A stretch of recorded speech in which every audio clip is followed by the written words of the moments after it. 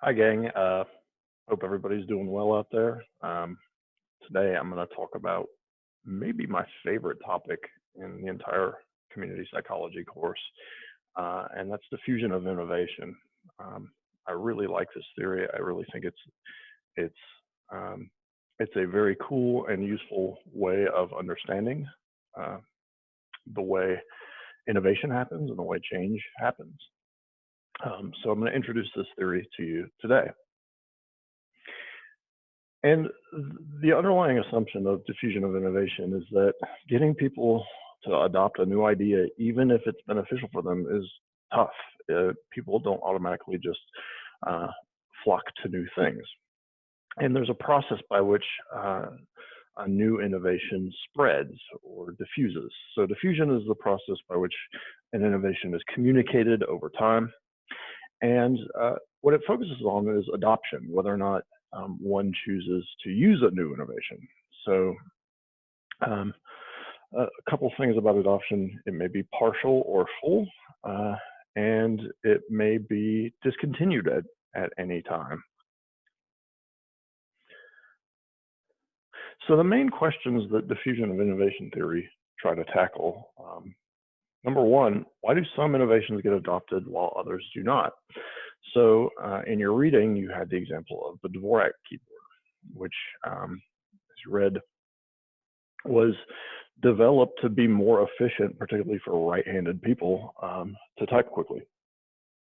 And yet, if you, I haven't checked this in a couple of years, but it used to be the case that you could go on Amazon and you could still order a Dvorak keyboard, but they are very, very rare. I actually had a professor in graduate school who used the Dvorak, and he was the only person I ever knew to use one. But if it was so much better than our typical standard keyboard, the QWERTY keyboard, why don't we use it? Number two, why does it take some great innovations so long to get adopted? And so the example you read about was scurvy in the British Navy. All the first tests demonstrating the effectiveness of citrus fruit, vitamin C, in preventing scurvy, those were conducted in, I believe, 1740s. It was never widely adopted until almost a century later, and it wasn't fully adopted by the commercial shipping industry for over a century after those first tests were done. And so what it boils down to is, can we understand the factors involved in the diffusion of innovations? And can we use those factors to predict whether or not new innovations will be successful in their adoption? And so those elements that we do use to understand and predict the diffusion of innovation is the characteristics of the innovation itself, communication channels, how the innovation is communicated from one person to another, components of the social structure of the social structure of the innovation space. So if you're trying to diffuse or spread an innovation in an organization or a government or a country or a community, how that social system is structured does matter. And then the role of time, how does this look over time? And so we'll start with the innovation itself. So I want to clear up that when I say innovation, I'm using this in the broadest sense possible. So this is any idea, practice, or object perceived as new. Not all innovations are created equal. So what predicts an innovation that gets widely adopted versus one that doesn't? Well, there are 5 factors. The first is perceived advantage. Oh, and by the way, I'm going to be using my iPhone as sort of the example innovation. So what's the perceived advantage? Is this new innovation better than the existing practice. And this doesn't necessarily have to be an objective thing. It's whether or not you perceive an advantage. So if you think back, a lot of you came to cell phone age before iPhones were or iPhones or Androids or as pervasive as they are today. So if you remember, like I had the old NV2, the phone that flipped up with the full keyboard. That was the last phone I had before I got an iPhone. And the old NV2, I mean, the keyboard was nice, but the screen was tiny, the graphics were awful. You got one sliver of the internet, you couldn't get on the full internet. So there were a lot of problems. And then when the iPhone came out, it seemed a lot better, and it seemed there were a lot more advantages to that versus my old phone. The second one is compatibility. Is the innovation consistent with existing values, norms, and experiences? Well, again, let's talk about the iPhone. It's still a phone. I mean, I think we use it as a phone about 2% of the time we actually use it, but it functions as a phone. It serves all of the same capabilities as other phones did, and then it has extra things added on. So it was consistent with my use of a cell phone. So it was compatible with what I was already doing. Third is complexity. How complicated and difficult is the innovation to implement or use? And, I don't want to be too much of an Apple fanboy, but I think this is where Apple really nails it with the iPhone. Generally, you put an iPhone in a person's hand for the first time, it may take them 10 or 15 minutes and they can use most of the functions. It's not difficult to use once you figure out, the touch sensitive display and swiping, then it's pretty much self-explanatory. There's triability. How much buy-in does the innovation require? And so again, for the iPhone, it really, although it's a fairly expensive piece of equipment, Verizon has a plan that allows you to pay for it over the course of 2 years. It wasn't a tremendous cost increase over what the phone I was already using, and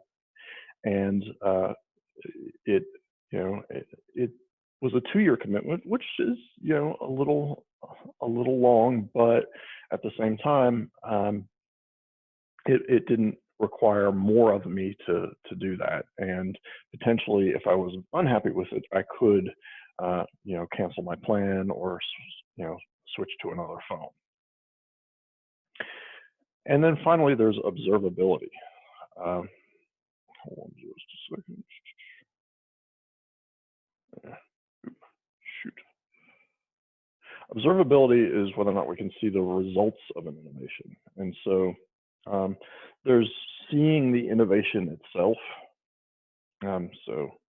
You're obviously way cooler if you have an iPhone than say if you have one of those crappy Androids.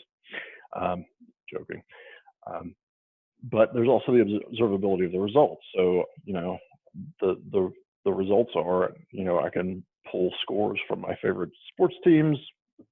Granted, if they were playing, with the touch of a button, I can check my email, I can look at my calendar, I can get on Twitter, I can do all of these things that I couldn't do before, and so I can see how that's impacted my life. And well, I don't know if it's made my life easier, but it certainly presented the opportunity for more information at an instant than what I had prior to having the phone. So the second element of diffusion of innovation is communication channels. And this is the means by which messages get from one person to another. And so there's two basic kinds of communication channels. There's mass media channels and there's interpersonal channels. Mass media channels generally spread the knowledge that an innovation exists and what it does, but it's the interpersonal channels that persuade the adoption of the innovation. And I'll give you an example from the marketing world. So when a new movie comes out or is coming out, you see commercials for it on TV or Netflix or whatever. Most of those commercials occur prior to the movie coming out. The commercials, studios have learned not to really buy commercials after the movie's premiere date unless it's flopping. And the reason for this is because they, before the movie premieres, they simply want you to know that it exists. There's the new Marvel movie that's coming out, and this is it, or the new Star Wars movie, and this is the day you're going to be able to see it. But it's actually the interpersonal channels, person-to-person communication, friends and family, that often determine whether or not you go to see the movie. So the purpose of the commercial is to get the information out there that a new movie is coming, but it's really recommendations and reviews from friends or even trusted movie reviewers that persuade you to either adopt it, i.e. pay money to watch it, or not. The third element is the social system. And so the social system is, we're talking about all the interrelated units engaged in joint problem solving to achieve a common goal. And the norms of that system influence diffusion.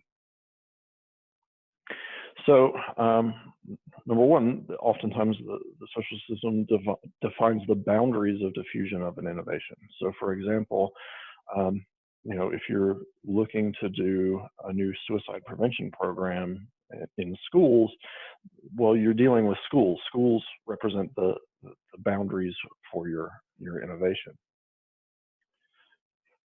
And then there's the social structure. So how are relationships structured within the social system and among members? So your friend group has a very different social structure than, say, your job, or the university's social structure is different than maybe your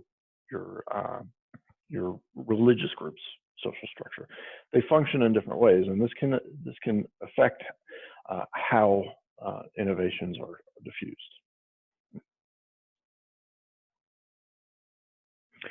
Furthermore, individual actors within social systems play different roles. Not all members of a social system are equal. There are differences in the way they wield influence, both formal influence and informal influence. So there's formal leadership, which is your boss or your professor or folks like that. But there's also opinion leadership, and that's the degree of informal influence over other people's behaviors and attitudes. So opinion leaders tend to be the friends or the coworkers that we go to for advice and whose advice we trust.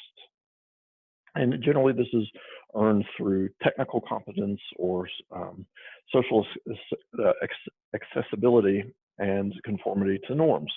So opinion leaders are really important in circumstances where innovation decisions are made on the individual level. So again, what phone should I buy? Well, you may go to your techie friend, who in this case would be an opinion leader, and ask him or her to describe the pros and cons of an Android versus an iPhone. And so nobody's telling you what to do, but you're taking into consideration some influence from an informal source. And so the social structure also determines the methods by which innovation decisions are made. So whether you adopt or not. Optional innovation decisions are made by individuals and are independent. So my choice of iPhone over Android was basically up to me. Nobody was making me do something or making me pick one over the other. There are also collective innovation decisions. So this is generally decisions that are made by some consensus or some sort of at least majority, but usually everyone must conform to the decision after it's made. Example of collective innovation decisions include the way we pick textbooks for classes through the textbook rental system. So the way this actually works is professors who teach a particular class, let's just say social psychology, for example. All the professors who teach social psychology get together, they review a bunch of different textbooks, and then they vote to pick one. Once that choice is made, everybody who teaches social psych has to use that one textbook. So everybody gets a vote, but even if you vote against the eventual choice, you still have to end up conforming to the eventual choice. And then there's authority innovation decisions. And so these are decisions made by a few people in power that affect many. So, your boss, say you work at a restaurant and your boss decides to implement a new ordering software, right? A new menu where you input customer orders. You as a server do not get a say in whether or not you use that technology. That was a decision made by the boss or the owner, and now everybody's got to use the new technology, whether they like it or not. So, and depending on how the social structure is organized, you may have any one of these methods of innovation decision making. The fourth element is time, and so this is the tendency for innovations to pass through a fairly discrete series of time phases. And so usually the way this works is first you learn of an innovation, so you gain knowledge. Then you form an attitude about it. So I heard about the iPhone. I formed an opinion about the iPhone. I decided whether or not to get an iPhone or stick with the old flip phone. I get the iPhone. I decide how I'm going to use it. I can fully implement it, meaning I use all of its features. I could partially implement it, meaning I only use a subset of the features. So maybe I just use it as a phone. I don't use the internet on it, or I don't use email. Or reinvention. I use it for some unintended purpose. My old retired iPhone is kind of like a bookend right now, just holding up some books. So that's sort of an example of reinvention. And then confirmation. We tend to seek reinforcement for our decisions. So all of the things we might like about the innovation. So, I've been happy with my iPhone. This is my third one, I think. And I can easily, because I like to think that I make good decisions, I can easily list all the things I like about the phone. And that serves to confirm my decision. There's also a pretty predictable rate at which innovations get adopted, and they're generally best described by the S-shape curve. And so this is the S curve. So typically, as you can see here, innovations start off pretty slowly, and then there's a period of exponential growth followed by a flattening of growth. So you get a few early adopters, then some momentum builds, and the innovation takes off. And then you reach this point up here, which is usually called a saturation point, right? So everybody who's going to adopt has already adopted. And so the thing to note about this is what matters is the slope of this curve. So this is S-shaped, but it's fairly flat. A very rapidly adopted innovation will have kind of a shorter, stockier S. And at some point, adoption of an innovation may reach a critical mass, at which point the adoption becomes self-sustaining. So, meaning here, the innovator might have to do some work to get knowledge out there and to persuade people to try the innovation. But at some point, when enough people have adopted, the innovator or the innovation itself doesn't really have to do much work. This is where interpersonal communication channels come into play. So you get the knowledge out there, you get some people to adopt. At some point, it reaches a self-sustaining critical mass. This is, if you're a Malcolm Gladwell fan, this was what was described in the book, The Tipping Point.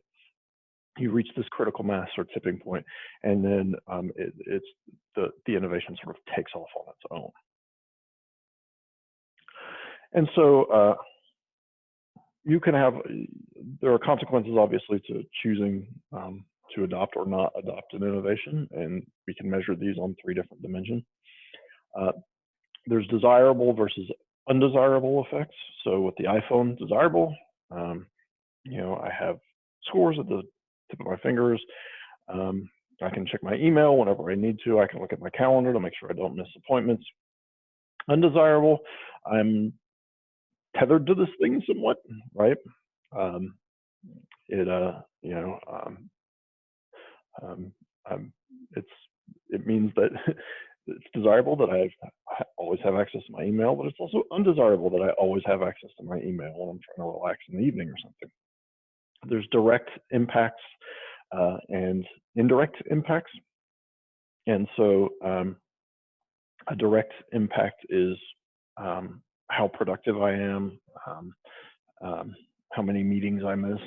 An indirect effect might be that it's because you know, I'll mess with it in before I go to sleep at night, that I get less sleep, and that was sort of an indirect consequence. And then there's anticipated versus unanticipated consequences. So what did you expect to happen versus what happened that wasn't expected? And so oftentimes we try to measure these in terms of what's called iatrogenic effects. So these are unintentional harmful consequences of well-meaning interventions. And so an example of this might be, you know, you say take a medication to prevent a disease, and what happens is the side effects are worse than the disease itself. So you know, like a cold medicine, you take a cold medicine that makes you really drowsy, and you maybe would have preferred to just put up with the sniffles instead. So again, I want to stress that I'm using innovation broadly, and innovations do include things like preventative interventions. So I'm not just talking about technology like iPhones or devices or those sorts of things. It also applies to social and behavioral interventions. And for preventative and particularly behavioral preventative interventions, there are some negative predictions based on diffusion of innovation theory. First of all, there's the issue of software versus hardware. You know, you tend to do better, or excuse me, innovations tend to do better when they're hardware intensive. So like my phone, it's a piece of hardware, it's a physical object. Now it runs software, right? But I have to have the hardware in order to run the software. Well, sort of the flip side is true for most preventative interventions, in that they're software heavy. They're driven largely by information and behavioral practices rather than physical objects. And that can be a hindrance, because people like things that they can show off. You know, they like the big shiny piece of equipment, whereas, you know, paying money for information or training can be less observable. The other thing, and this also has to do with observability, is that oftentimes the result of a successful preventative intervention is that nothing happens.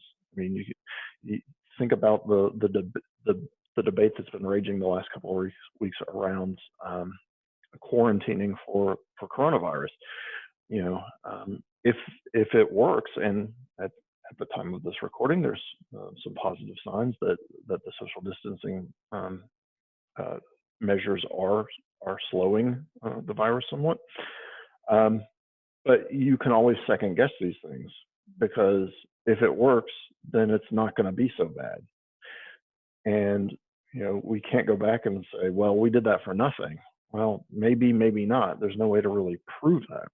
So this is again a problem for observability, and it's one of the primary problems with preventative interventions that DOI, Diffusion of Innovation, predicts. Did we have to do this, or would this have happened otherwise? But there's some good news here. We can change the slope of that S-shaped curve to try to get improved growth by being strategic, by taking the lessons from Diffusion of Innovation and applying them to our efforts. Who should we try to focus our efforts on? Who should we be targeting for diffusion? What level of an organization should we focus on? And how can we make the interventions themselves attractive to potential adopters? And so, while the deck is stacked against us in terms of diffusing innovative preventative activities, there are recommendations made here that we can use, and that's really what I want to stop today. But where I want you to pick up in this week's reflection is to think about how these lessons from Diffusion of Innovation can be applied to make prevention more readily adopted by more people or more organizations. So I'm going to stop there.